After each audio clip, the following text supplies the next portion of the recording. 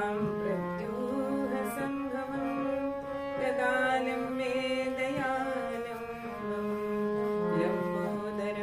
लम्बोदरपदाब्जं शारदा शारदाम्बुजवदना वदनाम्बुजे सर्वदा सर्वदास्माकं सन्निधिं प्रिया नमस्तस्मै भगवते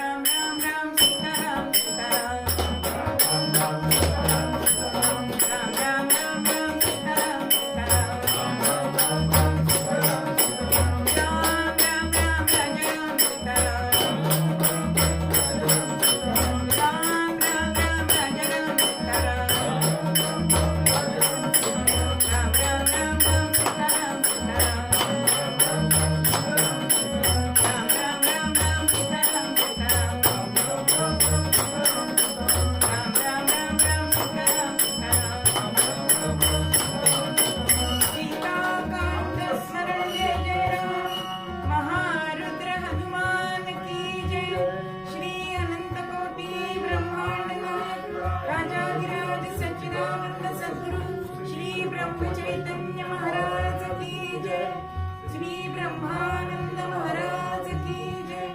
जय जय रघुवीर समर्थ मंगलमूर्ती मोरया.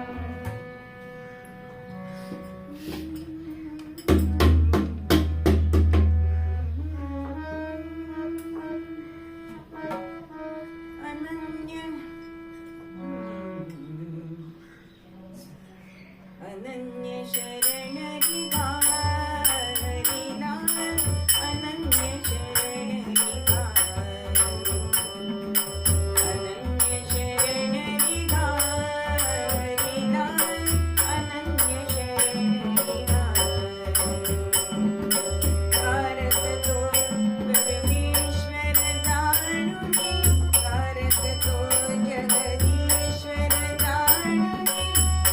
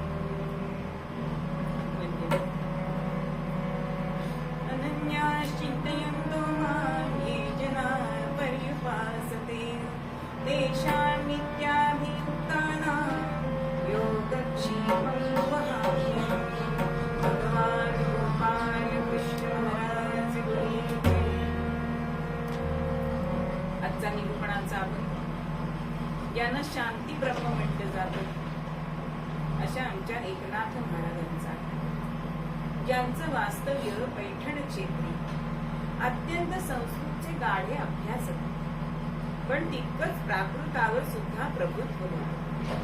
अगं भावार्थ रामायण, हस्तामलक वगैरे असे अनेक ग्रंथ संपदा ही त्यांनी लिहिली. त्याशिवाय भारुड हा एक प्रकार त्यांनी जनमानसामध्ये आणला. बघा, नामदेव आणि ज्ञानेश्वर हे दोघेही समकालीन आहेत. म्हणजे समाजाची खडी विस्कटलेली जी होती ती बसवण्यासाठी दोघं एकमेकांना पूरक होते. तसं समर्थ रामदास आणि तुकोबा हे सुद्धा समकालीन आहेत. पण आमच्या नाथांच्या वेळी मात्र ते एकटेच होते, त्यांच्या बरोबर कोणी नाही. आणि ह्या भागवत धर्माचं जे मंदिर आहे त्याला खांब म्हणून आधार दिलाय तो आमच्या नाथ बाबा. आणि असे हे शांती ब्रह्म असणारे नाथ आजच्या निरूपणाच्या अभंगात सांगतायत. अनन्य शरण निघाल हरिला, अनन्य शरण निघाल, तारक तो जगदीश्वर जाणून, अनन्य शरण निघाल हरिला, अनन्य शरण निघाल. बघा, मनुष्य प्राणी हा जन्मताच परावलंबी आहे. बाकी सगळ्या प्राण्यांची पिल्ल लगेच उभी राहतात, पण आपल्या माणसाची वर्षाशिवाय उभं राहत नाही. त्याचं त्याला काहीही करता येत नाही. म्हणजे त्या काळामध्ये त्याला आईला तरी शरण जावं लागतं, कारण आईच त्याचं सगळं करत असते. जरा मोठा झाला की जगामध्ये कसं वावरायचं आहे याच्यासाठी त्याला वडिलांना शरण जावं लागतं, पुढे शिक्षकांना शरण जावं लागतं. मग जरा नोकरी धंद्यामध्ये लागला की बॉसला शरण जावं लागतं. आणि मग विवाह झाला की कोणाला शरण जावं लागतं? पत्नीला शरण जावं लागतं. म्हणजे शरण जायला हे त्याला लागतच. पण ह्या सगळ्यांना शरण गेलं तर त्याचा काही लाभ आहे का? कारण हे सगळे सुखाचे सोबती आहे. म्हणजे एका सुभाषितकारांनी असं सांगितलेलं आहे, दृष्टांत दिलेत एका सुभाषितात, की पक्षी सुद्धा ज्या झाडावर त्याच झाडावर बसतात की जिथे फळं फुलं आहेत. जर ते फळाहीन वृक्ष झाला तर त्याला ते पक्षी सोडून जातात. जलाशयामध्ये सारस पक्षी कितपर्यंत राहतात? त्याच्यामध्ये जल आहे तिथपर्यंत राहतात. तसे आपल्याकडे जर पैसा आहे तर वारांगणा सुद्धा त्या सधन माणसाला जवळ करतात. तो निर्धन झाला, खरा म्हणजे तो निर्धन तिच्यामुळेच होतो, पण तो निर्धन झाला त्याला ती सोडून देतो. आणि घरचे सुद्धा पैसा नसला की बापाला कोणी विचारतं का हो? म्हणजे वास्तविक पाहता त्याच्या वडिलांचा संसार सगळा करून स्वतःचा संसार असा केलेले आमच्या आधीच्या पिढीतले सगळे आहेत. कारण अपत्य खूप, म्हणजे पहिल्या मुलामध्ये आणि धाकट्या मुलामध्ये एका पिढीचं अंतर. आणि अशा वेळी वडिलांचा संसार करत काही बचत उरत नाही हो. पण हे जाणणारे पुत्र नाही, वडील निर्धन असले की त्यांना विचारलं जात नाही. मग आता शरण जायचं कुणाला? मग ह्या सगळ्यांना शरण जाऊन काही उपयोग आहे का? म्हणून नाथ म्हणताय, अनन्य शरण निघाल हरिला, अनन्य शरण निघाल. कारण तोच तारक आहे. आणि एक असा दृष्टांत दिला जातो की एक राजा असतो आणि मृगयेला गेला. आता मृगया करता करता आपल्या सैन्यापासून जे बरोबर आलेले सेवक होते त्यांच्यापासून बरंच लांब गेला. कारण ते हरिण पुढे गेलं आणि त्यांच्या पाठोपाठ हा राजा आला. आणि संध्याकाळ झाली आणि रस्ता चुकला. आता काय करायचं? आणि तेवढ्यामध्ये त्याला एक मिटमिटला दिवा दिसतो. आणि त्या दिव्याच्या दिशेने तो जातो तर एक धनगराचं कुटुंब त्या झोपडीमध्ये राहत असतं. आणि त्यांनी आपली ओळख सांगितली की मी ह्या नगरीचा राजा आहे, पण वाट चुकलोय. तेव्हा त्या धनगराला अत्यंत आनंद झाला की आपल्याकडे कधी येणार राजे महाराजे.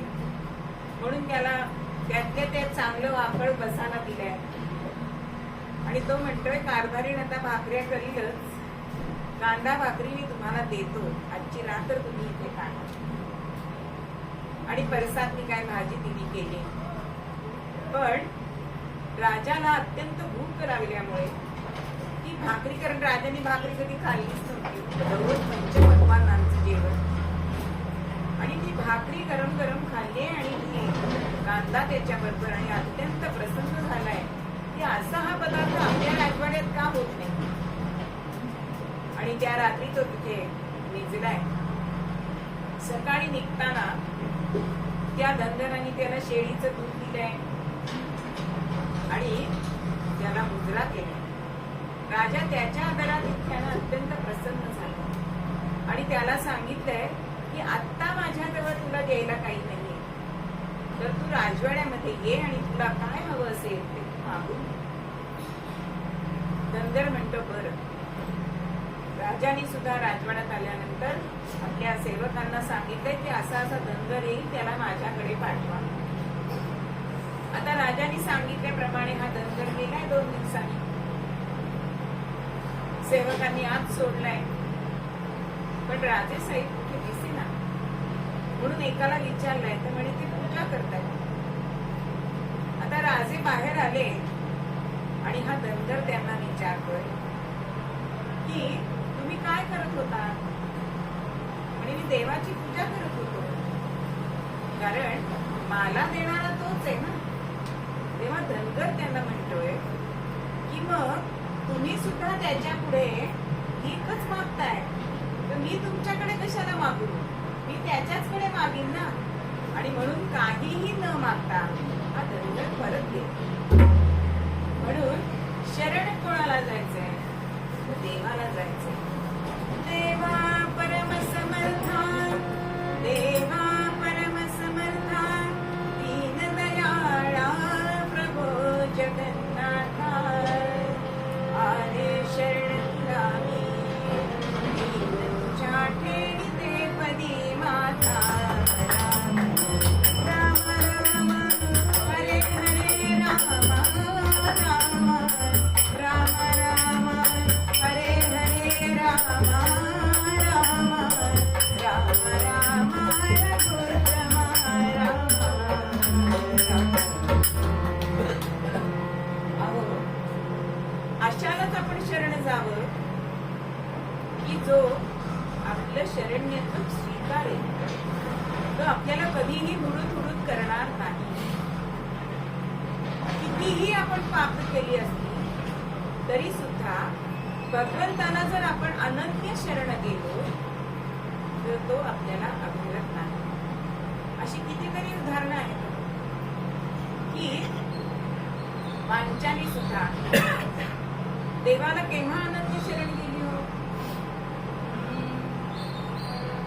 सभेत छळिता सती द्रौपदीला, सभेत छळिता सती द्रौपदीला, धारित प्रभु नित्य माया माया, धारित प्रभु नित्य माया. पुरली तो वस्त्रांचा राशीच्या राशी, पुरली तो वस्त्रांचा राशीच्या राशी,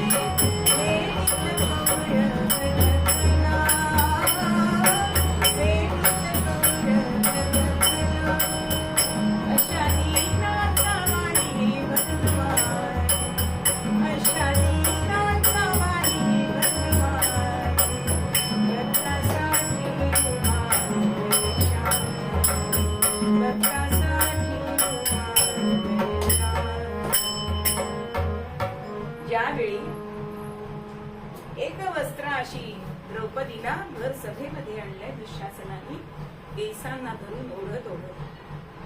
पण आधी विश्वास कोणावर होता, माझे पती अत्यंत शूर आहेत, ते माझं रक्षण करतील. पण हे पाचीही पती माना खाली घालून बसतात. मग ती गेली याचना करते, शरण गेली ती भीष्माचार्य. पण गादीचं मीठ खाल्लंय म्हणून भीष्माचार्य सुद्धा काहीही बोलले नाही. द्रोणाचार्यांकडे गेले, कृपाचार्यांकडे गेले, धृतराष्ट्राकडे गेले, पण कोणीही तिला मदतीला आलं नाही. आणि मग मात्र ती कोणाला अनन्य शरण गेली की कृष्णा धाव. आणि हात वर करून तिने कृष्णाला हाक मारले. आणि तेव्हा भगवंतांनी अंबर अवतार घेतला. अनेक वस्त्र तिला पुरवले की तो दुःशासन वस्त्र उलटा उलटा ते खपून गेले. म्हणजे अनन्य शरण गेल्यानंतर भगवंत धावत येतो. मग द्रौपदी विचारते, तू आधी का नाही आलास? तो म्हणतो, तू बोलवलंस कुठे? तू बोलल्याशिवाय मी कसं येणार? तुला आधी या सगळ्यांची खात्री वाटली होती ना.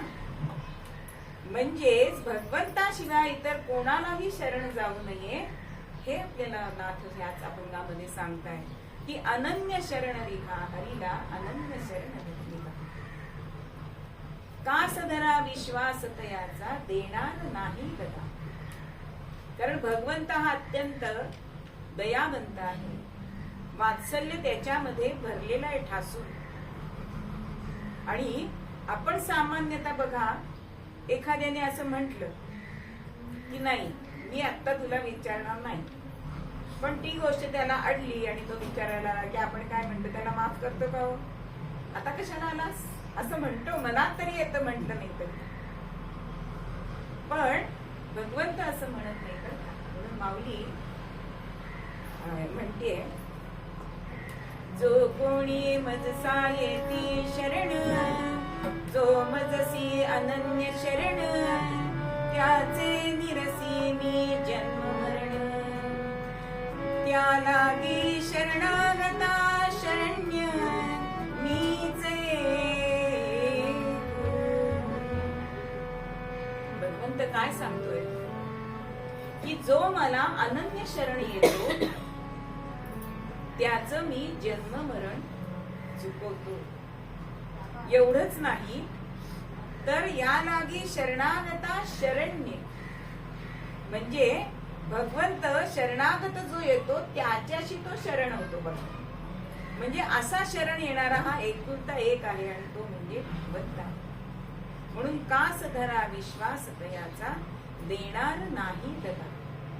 आपण व्यवहारामध्ये कितीतरी गोष्टी बघतो की अगदी आमच्या क्षेत्रामध्ये सुद्धा हे चालतं. बरं, एक कीर्तन ठरवलेलं असतं, पण दुसरं जास्त बिदागीचं मिळालं की तब्येत बरी नाही म्हणून ते नाही करत आणि तिकडे जातात किंवा आपला विद्यार्थी पाठवतात.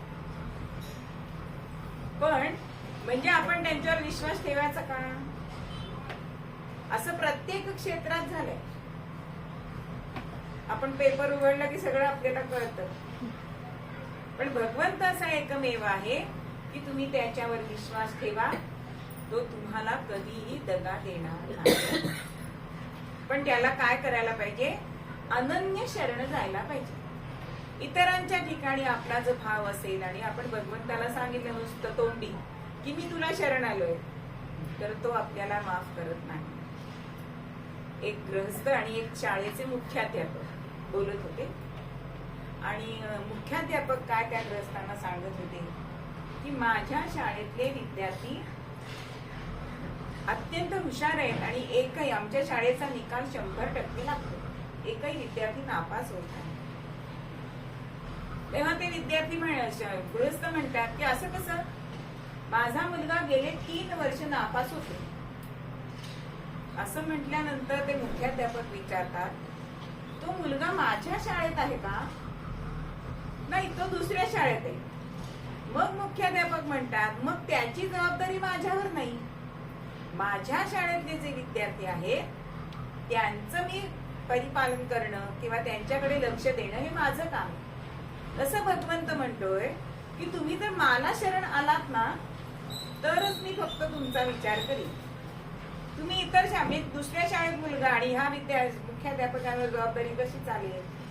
तसंच ह्या परमार्थामध्ये आहे की आपण इतरांना शरण गेलं आणि भगवंताला सांगितलं की तू माझ्याकडे बघत नाही, शरण तो म्हणणार तुम्ही मला अनन्य शरण आला नाही तर मी तुमच्याकडे कसं लक्ष देऊ. म्हणून कबीर सुद्धा एके ठिकाणी म्हणताय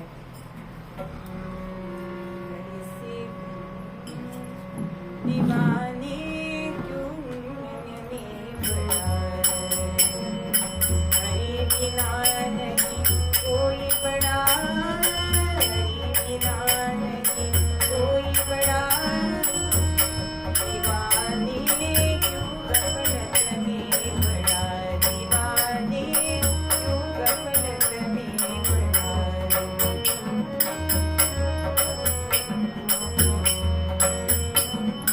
हनुमानाने सेवा केली, हनुमानाने सेवा केली, द्रोणागिरीले उडाल.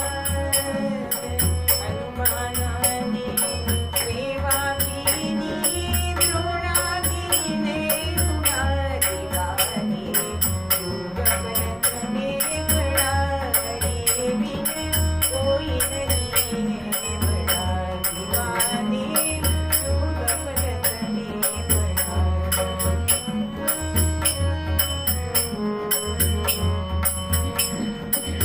पुंडलीकने की सेवा, पुंडलीकने सेवा केली, विठ्ठल विठेवरी खडा.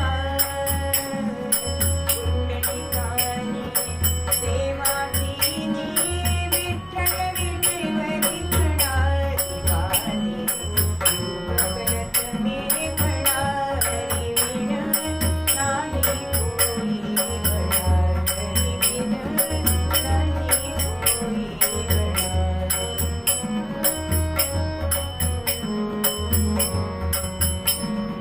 कहत कबीरा सुन भाई साधो, कहत कबीरा सुन भाई साधो, हरि चरण चित जड़ा. कहत कबीरा सुन भाई साधो, हरि चरण चित जड़ा.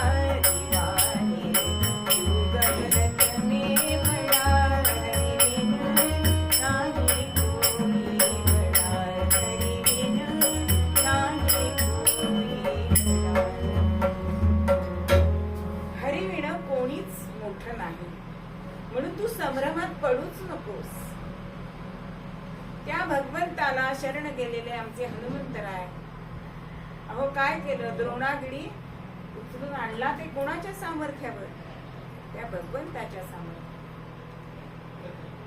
किती भगवंत सांगतोय की किती दुष्ट दुराचारी असले पण ते जर मला शरण आले तर ते पुढे साधूच होता.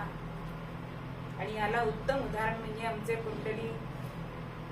पुंडलिकांचं जर आपण आधी चरित्र बघितलं तर आई वडिलांना अत्यंत त्रास देणारे असे पुंडलिक होते की पत्नीला खांद्यावर घेऊन काशी यात्रेला गेले आणि आई वडिलांना त्यांना चालता येत नव्हतं म्हणून दोघांच्या गळ्यामध्ये दोऱ्या बांधून त्या आपल्या कमरेला बांधल्या होत्या. आणि एके दिवशी रात्री जिथे मुक्काम झालाय त्याच्या समोर कुक्कुट ऋषींचा एक आश्रम होता आणि तिथे काही स्त्रिया ज्या अत्यंत कुरूप मलिन अशा होत्या आणि त्या आश्रमाकडे जाताना त्या पुंडलिकांनी बघितल्या. आणि त्याच स्त्रिया सकाळच्या वेळेला निघताना त्या अत्यंत रूपवान आणि शुभ्र वस्त्र परिधान केलेल्या अशा त्याला दिसल्या. मोठा अचंबा वाटलाय आणि मनामध्ये विचार आलाय की ह्या स्त्रियांमध्ये एवढं फरक कसा पडला. म्हणून कुक्कुट ऋषींच्या आश्रमामध्ये पुंडलिक गेलाय. तेव्हा कुक्कुट मुनी त्यांना म्हणतात की तुला या आश्रमात येण्याचा अधिकार नाही, कारण जो मातृपितृ सेवा करत नाही त्याला इथे येण्याचा प्रवेश नाही. आणि तेव्हा त्यांनी माता पित्यांच्या सेवेचं जे महात्म्य सांगितलंय आणि तेव्हा त्यांना उपरती झालीये आणि मग त्यांनी मातृपितृ सेवा केली. म्हणजे जे भगवंत म्हणतो की आधी कितीही दुराचारी असू दे, पापी असू दे, पण तो जर मला अनन्य शरण आला तर तो पुढे साधूच होतो. मग अशा पुंडलिकासाठी भगवंत आज 28 युग विटेवरती उभा आहे की नाही. मग दुराचारी असणारे असे हा पुंडलिक, पण पुढे तो साधू झाला की भगवंताच्या आधी आपण त्याचं नाव घेतो, पुंडलिक वरदा हरी विठ्ठल. म्हणजे इतके ते तपस्वी साधू झाले. का झाले? तर भगवंताला अनन्य शरण आले. मग आज जो आपण सूत्र श्लोक घेतलाय की अनन्या चिंतयन्तो मां ये जना पर्युपासते तेषां नित्याभियुक्तानां योगक्षेमं वहाम्यहम्. आपण विचारतो लोकांना काय योगक्षेम बरा आहे का असं विचारतो. पण योगक्षेमाचा अर्थ काय हो खरा? तर योग म्हणजे जे चांगलं हितावह आहे ते मिळणं, आणि क्षेम म्हणजे जे मिळालेलं आहे ते स्थिर राहणं, याला योगक्षेम असं म्हणतात. मग असा योगक्षेम भक्तांचा भगवंत करत असतो. पण कोणाचा? तर ते अनन्य शरणी येतात. एक पुराणिक बुवा असतात आणि ते राजाकडे पुराण सांगत होतात. अत्यंत पुराण छान सांगायचे, विस्तृत करून सांगायचे, निरूपण अत्यंत सुंदर. आणि एक दिवस हाच श्लोक निरूपणासाठी घेतला आणि या श्लोकाला तास दीड तास निरूपण अत्यंत सुंदर झालं की दरबारातले सगळे जण वाह वाह साधू साधू असं म्हणायला लागले. आता ह्या पुराणिक बुवांना असं वाटलं की आज एवढं आपलं प्रवचन छान झालंय तर राजा आपल्याला आज काहीतरी बक्षिसी देईल. आणि प्रवचन संपलं आणि राजे साहेब त्यांच्या जवळ हे पुराणिक शास्त्री आले. पण राजे साहेबांनी काय सांगितलं? तुम्हाला या श्लोकाचा खरा अर्थ कळला नाही. आता बघा, मनात काय इच्छा होती की राजा चांगलं बक्षीस देईल, पण झालं उलटच. आपण एवढं छान सांगितलं, अर्थ बरोबर सांगितला आणि राजे म्हणतात तुम्हाला अर्थ कळला नाही. पुराणिक शास्त्री म्हणतात अहो दरबारातल्या इतर विद्वानांना सुद्धा तुम्ही विचारू शकता, मी सांगितलेला अर्थ तोच आहे. पण राजा म्हणतोय की तुम्ही आता 8 दिवसांनी तुम्हाला श्लोकाचा अर्थ कळला की दरबारात पुराण सांगायला या, तोपर्यंत पुराण सांगायला येऊ नका. असं म्हटल्यानंतर मात्र मन खट्टू झालेत आणि खाल मानेने घरी परतले. आणि पत्नी हातपाय धुवायला पाणी देते, हातात पंचा घेऊन उभी आहे. पण आज काही स्वारीचं चित्त दिसत नाहीये, चेहऱ्यावरती काहीतरी नैराश्य दिसतंय. म्हणून लेकीला विचारते, जाग बाबांना विचार काय झालंय. अत्यंत उदास असे ते झोपाळ्यावर बसले आणि ती माझघरात बसलेली 7-8 वर्षाची पोर, ती पण त्यांच्याकडे गीता शिकत होती बरं. आणि हे पत्नीला सांगायला लागले की आज काय झालं दरबारात. अगं म्हणे मी हा अनन्याश्चिंतयन्तो मां हा श्लोक निरूपणासाठी घेतला. इतका सुंदर, म्हणजे मला सुद्धा खूप आनंद झाला की आज आपण किती छान बोललो. पण राजे साहेबांनी मला बक्षीस देण्याऐवजी उद्यापासून पुराण सांगायला येऊ नका असं सांगितलं. आता आपल्या पदरात 4-5 चिल्ली पिल्ली आहेत, आपला संसार कसा चालणार हा प्रश्न माझ्या पुढे डोकावतो. असा हा संवाद पती पत्नींचाही. माझघरातली मुलगी सागरकोटे खेळत होती, पटकन उठली आणि बाबांच्या जवळ आली. आणि बाबा तुम्ही राग मानणार नसाल तर एक सांगू, तुम्हाला राजेसाहेब म्हणतात ना तसं खरंच तुम्हाला अर्थ समजला नाही. आता आपल्यासारखे पालक असते एक दिली असती की मी चांगली ठेवून, पण वडिलांना आपल्या मुलीची बुद्धिमत्ता माहिती होती आणि ते म्हणतात बाळ तू काय म्हणतेस जरा नीट सांग बरं.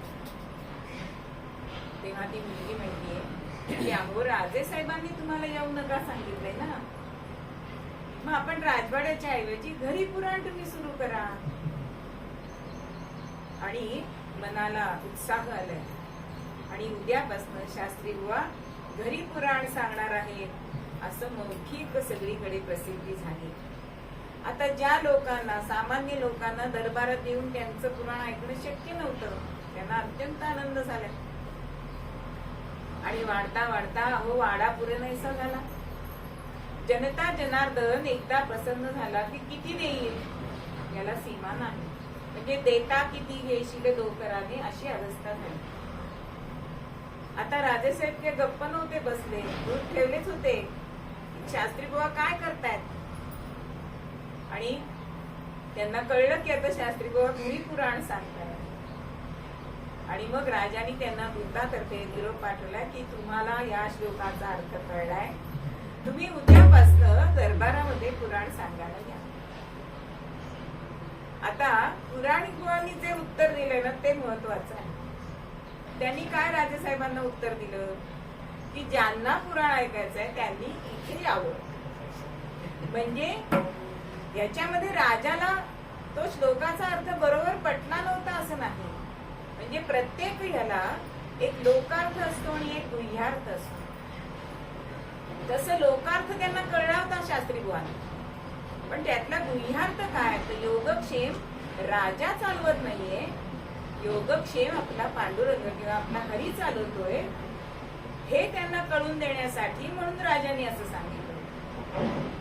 म्हणून अनन्यास चिंतयंतो, ते जेव्हा त्याला शरण गेले तेव्हा राजा काय देईल एवढं भगवंतानी त्यांना दिलं. असा हा भगवंत योगक्षेम हा भक्तांचा देव. म्हणून असं जे कोणी साधन करतील ते साधन किती श्रेष्ठ आहे. त्र्यंबक होऊन साधन करतो एका जनार्दनीला. म्हणून आपल्याला सुद्धा ह्या भगवंतावर विश्वास ठेवायचा आहे आणि त्याच्याशिवाय दुसरं कोणी नाही हा जर आपल्या मनामध्ये निश्चय ठाम झाला तर आपण कोणाच्याही मदतीची इच्छाच करत नाही आणि बरोबर त्या त्या वेळी आपल्याला सूचना येतात किंवा आपल्याकडनं ते करून घेतलं जातं. म्हणून त्याला शरण आणि असं शरण केल्याशिवाय तो आपल्या मदतीला येत नाही. कारण भगवंतानीच असं सांगून ठेवलेलं आहे की मी सगळ्यांच्या हृदयात आहे, ईश्वरच सर्व भूताना. पण मी कोणावर प्रेम करतो, कोणाला मी आपलं म्हणतो, तर जे मला अनन्य शरण येतात. म्हणून भक्ती करणारे वेगळे आणि अनन्य शरण येणारे वेगळे. भक्ती भरपूर जण करतात पण भगवंताशिवाय मला दुसरं कोणी नाही हा विचार त्याच्या मनात पक्का असतो ना, तो खरा श्रेष्ठ भक्त आहे. आणि अशा भक्तांनाच भगवंत हा आपलं म्हणतो. मग अशा भगवंत जो दयाळू आहे, कृपावंत आहे, तो सगळ्यांवर प्रेम करतो, सगळ्यांचा योगक्षेम चालवतो. कसा योगक्षेम चालवतो की एकदा भगवान विष्णू आणि लक्ष्मी माता यांचा संवाद चालला होता आणि लक्ष्मी मातेने जेवायला बोलवलं. तर भगवंताला यायला उशीर झाला. ती म्हणते अहो काय सगळं गार होतंय, काय करत होतात. तर भगवंत म्हणतो की अगं सगळ्यांना जेवायला दिल्याशिवाय मी कसं जेवू, मी सगळ्या भूतलाचा पालन करता आहे, मला सगळ्यांना जेवायला दिल्याशिवाय मला तोंडात घास घालता येत नाही. लक्ष्मी म्हणते खरंच तुम्ही सगळ्यांना देता, आता किती माणसं आहेत, किती प्राणी आहेत बघा बरं. भगवंत म्हणतो हो अर्थात. मग लक्ष्मी काय करते की एक 4-5 मुंग्या घेते बघा आणि एका डबीमध्ये बंद करून ठेवते. आणि आता यांना भगवंत कसं जेवण देतो हे आपण बघूया. असं म्हणून भगवंताची परीक्षा केली आणि झालं. दुसऱ्या दिवशी भगवंताला जेवायला हाक मारते, भगवंत येतात. भगवंतानी खास तोंडात घ्यायच्या आधी सगळ्यांना तुम्ही जेवायला दिलं, हो दिलं. शक्यच नाही. ती म्हणते मी 4 मुंग्या ज्या डबीत ठेवले त्यांना तुम्ही कुठे जेवण दिलंय. भगवंत म्हणतो बघ उघडून डबी. ही अगदी फुलपाट ठेवलेल्या डबी त्या मुलग्या ठेवलीये आणि त्यांना जेवण भगवंतांनी घातलं कधी म्हणून कुलूप उघडून ती पेटी उघडतीये, डबी उघडतीये. काय दिसलं गो? तांदूळाचे दाणे त्या खाताय. आता हे आले कुठून दाणे? तर भगवतीच्या डबी हे करताना तिच्या कपाळीच्या अक्षता त्याच्यात पडल्या आणि त्यांना भोजन मिळालं. म्हणजे प्रत्येक जीवाचा योगक्षेम हा भगवंत करत असतो. फक्त आपण त्याच्यावर विश्वास ठेवला पाहिजे आणि त्या दृष्टीने जर आपण साधना केली तर तो कोणालाही दगा देत नाही. असं एकही उदाहरण नाही की त्याला अनन्य शरण गेले आणि भगवंतांनी त्याचा अधीर केला, असं एकही उदाहरण आपल्याला सापडणार नाही. म्हणून नाथ आपल्या मूळ पद्यामध्ये आपल्याला हेच सांगतात की अनन्य शरण विना हरिला अनन्य शरण अनन्य शरण विना हरिला अनन्य शरण विना अनन्य शरण विना हरिला अनन्य शरण विना तारक तो जगदीश्वर मानुने अनन्य शरण विना तारक तो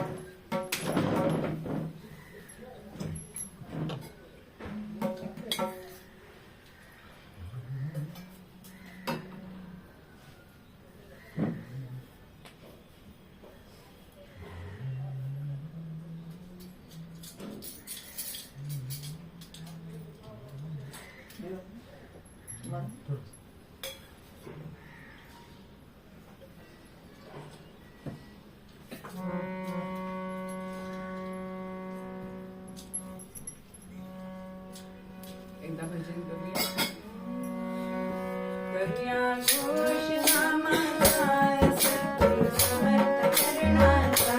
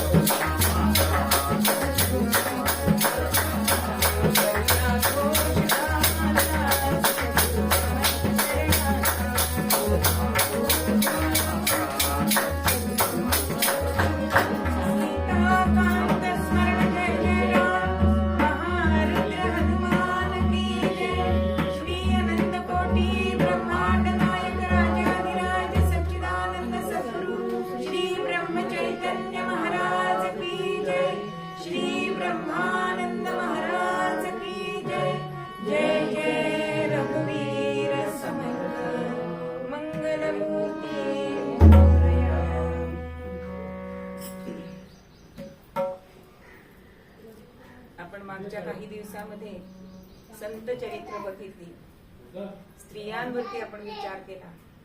आता पुढचे 10-12 दिवस आपण प्राणी आणि पक्षी अशी आख्यानं बघायची. म्हणून काल उंदीर वाहन कसं झालं ते आपण काल विषय बघितला. आणि आज खरं वेगळं ठरवलं होतं, पण आज सकाळी असं झालं की आज नागपंचमी आहे म्हणून आपण आज त्याचंच आख्यान लावावं असं म्हणून आज आजचं आख्यान खरं पुढे होतं ते आज घेतलेलं आहे. भागवतामध्ये अत्यंत अशी सुंदर कथा ही आलेली आहे. आणि शुकमुनी हे परीक्षित राजाला हा भवसागर कसा तरायचा याचं महात्म्य सांगताय. सांगे कथा शुकमुनी भवामृते तराया. राजन, हा भवसागर कसा करायचा याच्यासाठी तुला एक कथा सांगतो. सांगे कथा शुकमुनी भवामृते तराया. आहे रोदक वसे कालिया यमुना जलाया. पाणी जसे कढते ऐसे अग्नी पडीते. अरे जसं पाणी एखाद्या पातेल्यात घ्यावं आणि ते जसं खळखळ खळखळ उकळतं ना, तसं हे यमुनेचं पाणी उकळतंय. पण कशामुळे? तर जो त्या यमुनेमध्ये जो भुजंग बसलेला आहे त्याच्या विषाने हे यमुनेचं जल हे खतखत खतखत उकळतंय. इतकं महाभयंकर असं विष हा कालिया त्या डोहामध्ये लपून बसलेला आहे. आणि जणू काही हा डोह आपलंच राज्य आहे असं तो मानतो.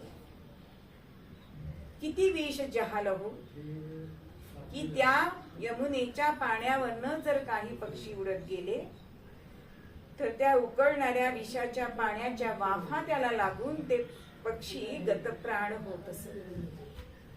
इतकं भयानक विष हा सतत त्या डोहामध्ये ओघतोय आणि कोणाला जुमे नाहीसा झालेला. आणि आता ह्याला काय करावं, पण भगवंत मात्र आपल्या भक्तांसाठी सगळं करत असतो. एक दिवस काय झालं, एके दिनी बलराम बिना हरी, एके दिन बलराम हरी गौवन संगे जावे, एके दिनी बलराम बिना हरी गौवन संगे जावे, जगत जगत यमुना के तीर हो, जगत जगत यमुना के तीर हो, ऐसे सब तुम भावे, साधु जी आया राम जी.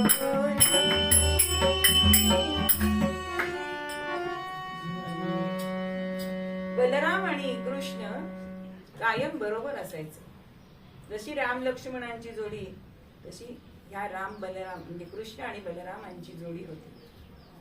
पण एक दिवस असं झालं की बलराम दादा नसतानाच आपल्या सवंगड्यांबरोबर श्रीहरी गप्पा मारत चालत चालत गोष्टी करतायत, खेळतायत.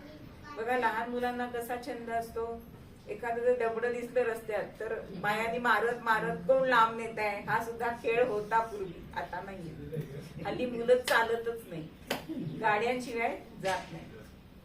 पण असं सगळं करत मुलांशी गप्पा मारत सवंगड्यांबरोबर खेळत खेळत आणि हे कधी यमुना तीरी आले हे हा कळलंच नाही यांना. आणि मग आता जमा झालोच होतो आपण, तर वेगवेगळे खेळ खेळूया म्हणून आट्या पाट्या खेळले, तू खेळले, सूरपारंब्या खेळले, असे विविध खेळ.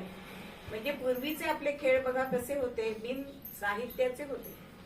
काही एक ठिक्कर म्हणजे घेतली की 2-2 तास आपण त्याच्याशी खेळायचो. सागरगोटे झाडाला फुकटच येतात. काचा पाणी आपण काचा कुठून कासाराकडनं फुटलेल्या काचा आणून काचा पाणी. पण हल्ली मुलांची खेळणी बघितली ना की जीव दडपतो. म्हणून आम्ही हल्ली मी सांगून टाकते, तुम्ही एवढं आमचं बजेट आहे, त्याच्यात काय आणेल ते आणा. कारण तिथे जाऊन धीर होत नाही हो 3-3 हजार घालायला. ती मुलंच करू जाणे. पण असे हे आमच्या भारतीय खेळ हे असे आहेत. आणि त्याच्यातनं सुद्धा आपल्याला कितीतरी लाभ होत असतात. बघा की काचा पाणी हा खेळ घेतला तर सूक्ष्म दृष्टी येते की नाही, एकाग्रता येते की नाही. आता सागर गोटे घेतले खेळ तर वर बघणं हा मानेचा व्यायाम आहे. कसा स्पॉन्डिलायसिस होत नाही. पूर्वी धुणं काठीने वाळत टाकायचं, कोणाला स्पॉन्डिलायसिस होणार नाही. हल्ली ते ध्वजवंदन सारखं असतं आणि आपल्याला हल्ली काठीने कपडेच घालता येत नाहीत असं झालंय. पण असे हे मुलं बिन पैशाचे खेळ रानावनात खेळतात.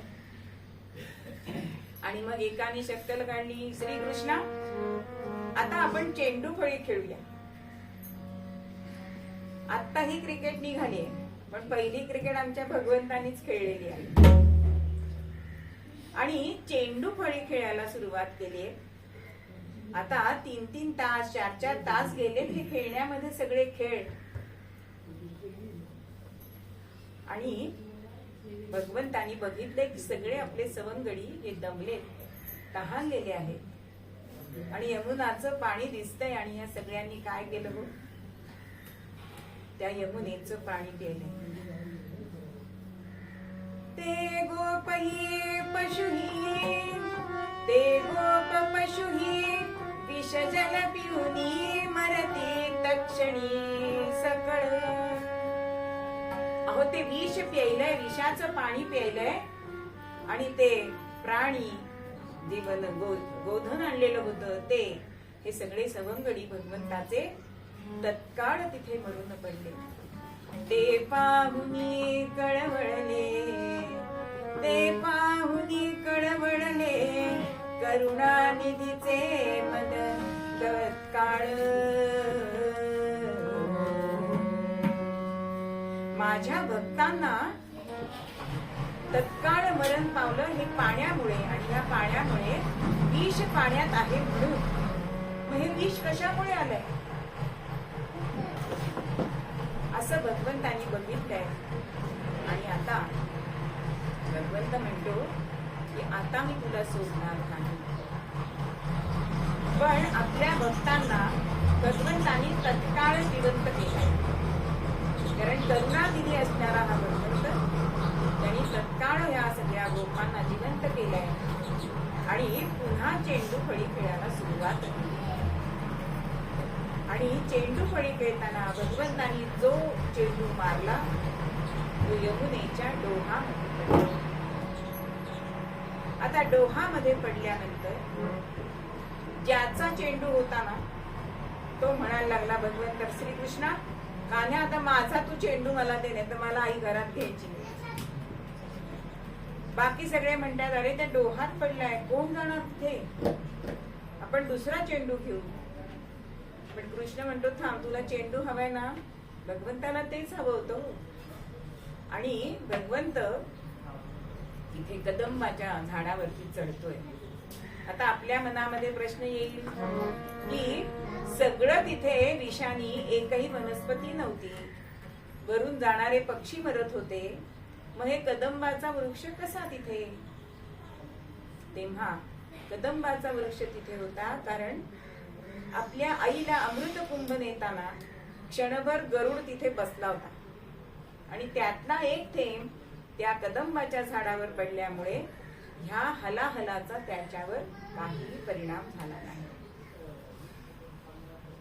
आणि भगवंत त्या कदंबाच्या झाडावर चढले आणि स्वतःचा बलदंड असं शरीर, म्हणजे 7-8 वर्षाचे भगवंत होते, पण भगवंत लीला करणारे होते. अनेक लीला भगवंतांनी ज्या केल्या त्याच्यामध्ये भगवंतांनी दंड ठोपटलाय. आता परवाच मी कुठेतरी वाचलं की टॅपिंग थेरपी आली आहे. म्हणजे ते आपलं पूर्वीच आपल्या साधू संतांनी ऋषी मुनींनी सांगितलेलं ना की पाठ ठोपटली तुम्हाला उत्तेजना काय येते, पुढचं तुम्ही चांगलं का करता, एखादं स्फुरण येण्यासाठी जर तुम्ही असं केलं, तसं भगवंतानी स्फुरण येण्यासाठी आपला उजव्या हाताने डावा दंड थोपटलाय आणि कदंब वृक्षावरून त्या विषाच्या जलाशयामध्ये उडी मारली. उडी मारल्यावर जोरात तबला वाजवायचा असतो. भगवंतांनी उडी मारली आणि नागाला आता ऐकू येत नाही बर का. भगवंतांनी इतकं उडी जोरात मारले की जवळजवळ 100 फूट पाणी वर उचंबळले. नागाला कान नसता, पण डोह सगळा ढवळला गेलाय हे त्या कालियाच्या लक्षात आलं. आणि कोण आपल्या याच्यामध्ये आलाय हे बघण्यासाठी म्हणून भराभर तो पुढे आलाय आणि त्याला हा छोटा मुलगा दिसलाय. आता हा छोटा मुलगा म्हणून आपण त्याला सहज हे करू शकतो म्हणून नुसते फुटकार टाकायला सुरुवात केली, पण भगवंतानी त्याला शेपटीने धरायला उडवायला सुरुवात केली आणि तुंबळ युद्ध झालंय दोघांचं. की असं झालं की भगवंत मुष्टी प्रहार करतोय आणि त्या डोहाचं पाणी सगळं लाल होऊन गेलंय. आता तीरावरती असलेल्या गोपगड्यांना असं वाटलं की हा कालिया आमच्या कान्हालाच काही करताय आणि म्हणून ते एकमेकांना म्हणताय गड्यानो आपुला तो कान्हा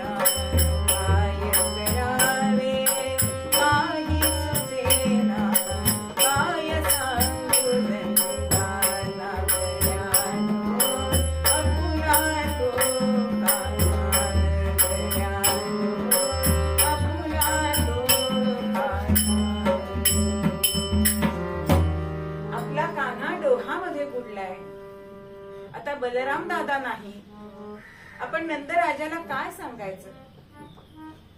आणि काही जण मूर्छित झाले, काही जण आपलं ऊर बडवून घेत आहेत की आमचा कान्हा आता आम्हाला मिळणार नाही. आणि अशामध्ये ह्या कालियाने भगवंताला पूर्ण आपल्या शरीराने पूर्ण गुंफून टाकले. भुजंगे हरीला अत्यंत वेष्टून असं घेतलं की भगवंताला हालचाल करता येईल. पण आता भगवंतच ते, आता ह्याला आपल्याला शिक्षा करायची आहे म्हणून भगवंताने आपलं शरीर फुगवायला सुरुवात केली. आणि शरीर फुगवल्यामुळे त्याची हाडं हाड खिळखिळ झाली. आता असं झाल्यामुळे अत्यंत रागवलाय तो कालिया. आणि ते विष नाही करत ते म्हणून करीतो फुत्कार तो नाग. आपल्या विषाचं काही त्याच्यावर परिणाम होत नाहीये हे जेव्हा कालियाला कळलं तेव्हा रागाने तो फुत्कार करायला लागलाय. आणि भगवंत काय करतोय, धावे तो पकडोनी, धावे तो पकडोनी, येई त्याला पुन्हा पुन्हा राग. राम राम हरे हरे राम, राम राम हरे हरे राम,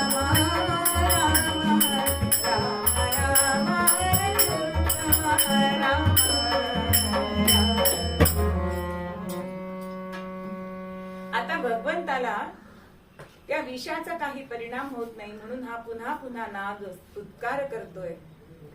आणि भगवंत चपळाईने पाण्यामध्ये पोहतोय आणि त्याच्या हातून तो सटकतोय. आणि त्यामुळे शत्रू अत्यंत क्रोधायमान झालाय, त्याला अत्यंत राग आलाय. पण गलित गात्र झालेला हा कालिया तरी सुद्धा नेटाने भगवंताशी झुंज देतोय. आणि भगवंतानी काय केलंय हो, शिरी पायते देवनी भगवंते. अशा ह्या घायाळ झालेल्या कालियाच्या फण्यावरती भगवंतानी पाय ठेवलाय आणि तो फणा वाकवलाय. शिरी पाय ठेवून ते भगवंते वाम कराते घरी पुच्छते. डाव्या हातामध्ये भगवंतानी त्याचं पुच्छ धरलंय आणि भगवंत तांडव नृत्य करायला लागले त्याच्या फणीवरती. आता भगवंत तांडव नृत्य करतोय आणि भगवंतानी आपला भार मोठा केलाय. दिसायला भगवंत लहान दिसताय पण भार त्याला इतका झाला की तो श्वास सुद्धा घेऊ शकेना. आणि भगवंत त्याच्यावर नृत्य करताना डोहामध्ये वर आले. सगळ्यांनी त्याचं दर्शन घेतलंय. आणि आपल्या पतीची अशी अवस्था त्याच्या पत्नींनी बघितली आहे. आणि सगळ्या पत्नी भगवंताला अनन्य शरण येत आहे की भगवंता हे जरी तुमचं ऐकले नाही तरी आम्ही तुम्हाला शरण येतोय, आमच्या पतीचा जीव तुम्ही वाचवावा असं भगवंताची करुणा भागताय. आणि जसं आपण पूर्वरंगामध्ये बघितलं की कितीही पापी असला, कितीही कोणाला त्रास देणारा असला तरी जो शरण येतो त्याला भगवंत हा आपलं मानतो. आणि मग भगवंताने आपला भार कमी केलाय आणि त्याला विचारलंय की तू ह्या डोहामध्ये का राहतोयस, का आमच्या यमुनेचं पाणी हे दूषित करतोयस. तेव्हा तो म्हणतोय की मला गरुडापासून भीती आहे. गरुड हा त्याचा शत्रू आणि त्याला शाप मिळाला असल्यामुळे गरुडापासून मला इथे भीती नाही म्हणून मी इथे राहतो. पण भगवंत म्हणतात की तुला इथे राहता येणार नाही, तू रमणीक द्वीपावरती जा. तेव्हा कालिया म्हणतो की मला तिथे गरुड खायला आला तर. तेव्हा भगवंत म्हणतात की माझी पदचिन्ह तुझ्या मस्तकावर आहे आणि ती जेव्हा गरुडाला दिसतील तेव्हा तो तुला काहीही करणार नाही असं भगवंतानी त्याला अभय दिलंय. आणि मग तो आपल्या कुटुंबासह हा रमणीक द्वीपावरती हा कालिया गेलाय.